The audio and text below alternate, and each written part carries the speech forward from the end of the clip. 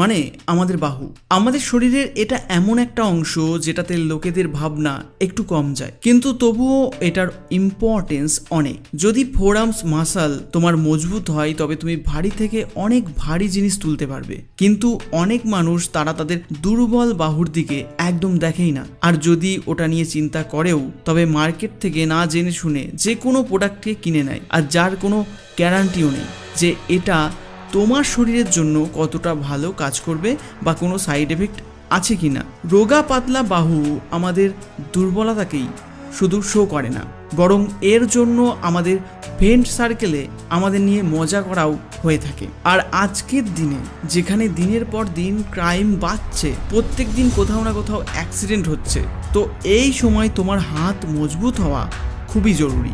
যদি তোমার হাত ও আমি যেরকম বলছি সেরকমটা তুমি মনে করছো, তবে এই ভিডিওটাকে একদম ইগনোর করো না। আমি তোমাকে গ্যারান্টি দিচ্ছি যে এই ভিডিওটির পর শুধু 15 দিন পর, তাও একদম ন্যাচারালভাবে তুমি তোমার ফোরআর্মস মাসল বা হাতের মাসলকে অনেক ভালো করে মজবুত করতে পারবে। হতে পারে কাল তুমি এমন একটা সিচুয়েশনে পড়ে গেলে যেখানে তোমাকেই তোমার হেল্প করতে হলো।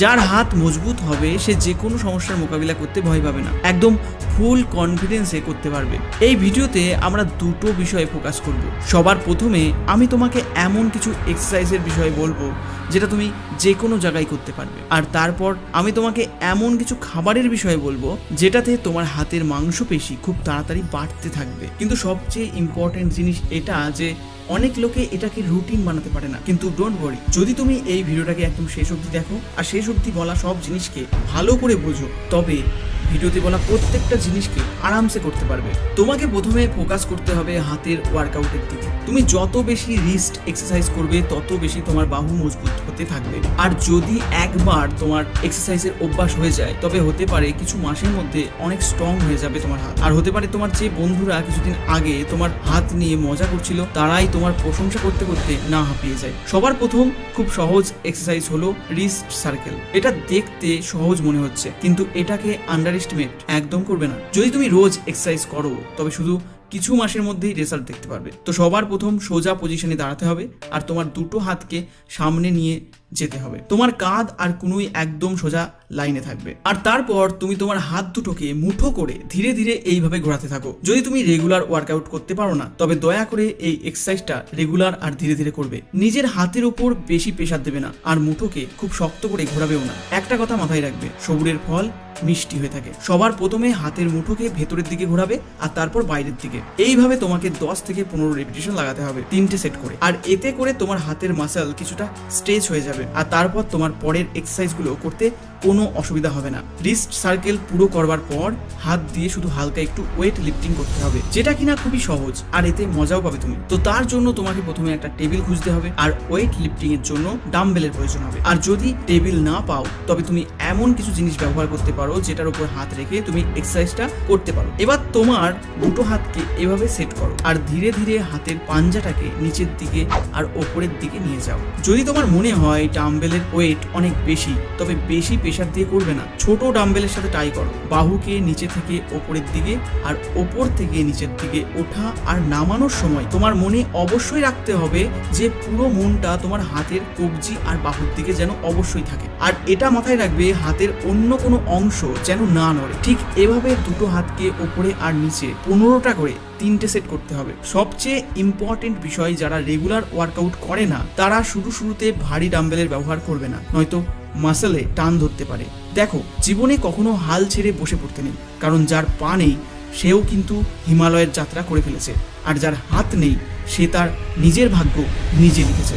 চলো এবার বলি আরো একটা মজার আর খুব সহজ এক্সারসাইজের বিষয়, আর তারপর এমন কিছু জিনিস বলবো যেটা তোমার হাতের কবজিকে শক্তিশালী করার এই মিশনে তোমাকে অনেক হেল্প করবে। দ্বিতীয় সহজ এক্সারসাইজটা হলো রেজিস্ট্যান্স ব্যান্ড রিস্ট টুইস্ট। এর জন্য শুধু তোমার একটা চেয়ার আর রেজিস্ট্যান্স ব্যান্ডের প্রয়োজন পড়বে, আর যেটা তুমি খুব সহজে যে কোনো ফিটনেস ইকুইপমেন্ট স্টোর বা অনলাইনে পেয়ে যাবে। অনলাইনে দামটা কম হবে, তো তুমি সেখান থেকে কিনে নিতে পারো। এবার তোমাকে চেয়ারে বসে পড়তে হবে, আর তারপর রেজিস্ট্যান্স ব্যান্ডের একটা দিক হাতে এভাবে জড়িয়ে নাও আর অন্য দিকটা পায়ে ঠিক এভাবে ধরে নাও। রেজিস্ট্যান্স ব্যান্ড তোমার হাতটাকে নিচের দিকে টানবে, তো তোমায় ধীরে ধীরে ওপরে আর নিচে নামাতে হবে যেমন ভাবে দেখতে পাচ্ছ।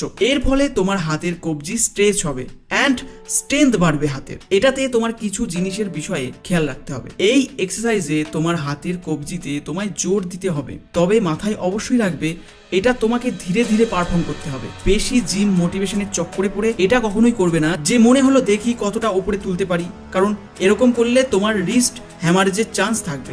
যখন তুমি প্রথম করবে তখন 10 থেকে 15টা রিপিটেশন লাগাও, আর তারপর যখন তোমার মনে হবে এখন এটা করার জন্য বেশি জোর লাগাতে হচ্ছে না, তখন তুমি বেশি করে রেপিটেশন করতে পারো।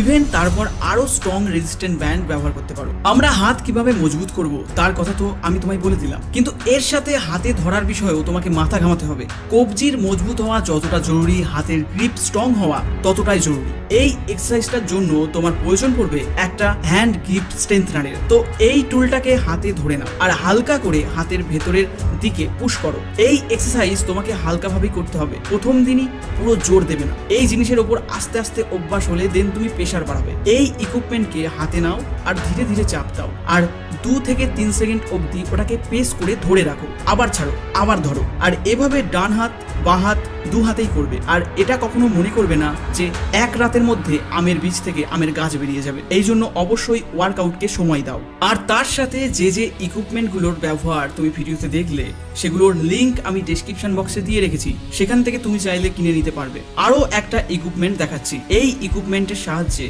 তোমরা ফুল বডি ওয়ার্কআউট করতে পারবে।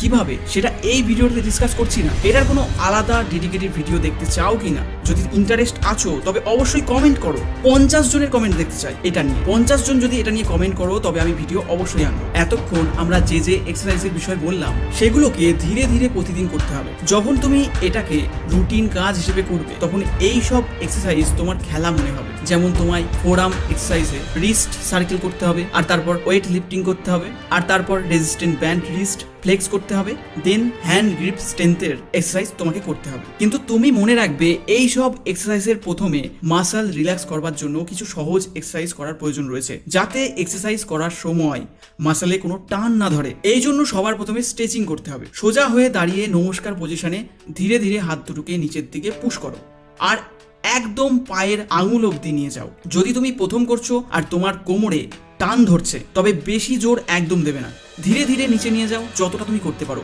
কিন্তু মোস্ট ইম্পর্টেন্ট যেটা সেটা হলো তোমার হাত দুটোকে জোড়া করে রাখতে হবে। যখন তুমি তোমার হাত দুটোকে নিচে নিয়ে যাবে তখন এই কথা অবশ্যই মনে রাখবে, হাত যেন নিচে থাকে, আলাদা না হয়। ধীরে ধীরে দুটো হাতকে নিচে নিয়ে যাও আর তারপর ওপরে নিয়ে আসো। প্রথম তুমি এই এক্সারসাইজকে 2 মিনিট করতে পারো, তারপর তোমার কমফোর্ট অনুযায়ী টাইমটাকে বাড়াও। আবার একটু রিল্যাক্স হয়ে একটা লম্বা গভীর শ্বাস নাও, আর তারপর স্ট্রেট পজিশনে দাঁড়িয়ে নিজের দুটো হাতকে সোজা করে আস্তে করে তুলে আবার নিচে এনে ঠিক পায়ের আঙুলের কাছে নিয়ে আসো। চেষ্টা করো তোমার হাতের তালু মাটিতে ঠেকাবার, যেটা একদিনে পসিবল নয়, ধীরে ধীরে হয়ে যাবে। আর এভাবে 10 থেকে 15 সেকেন্ড হোল্ড করে এটাকে 2 থেকে 4 বার করো, আর তারপর তুমি ফাইনাল এক্সারসাইজের জন্য রেডি হয়ে যাবে। আর তারপর তোমাকে ওই 4টে এক্সারসাইজ করতে হবে, আর তুমি সেটা আরামসে করতে পারবে।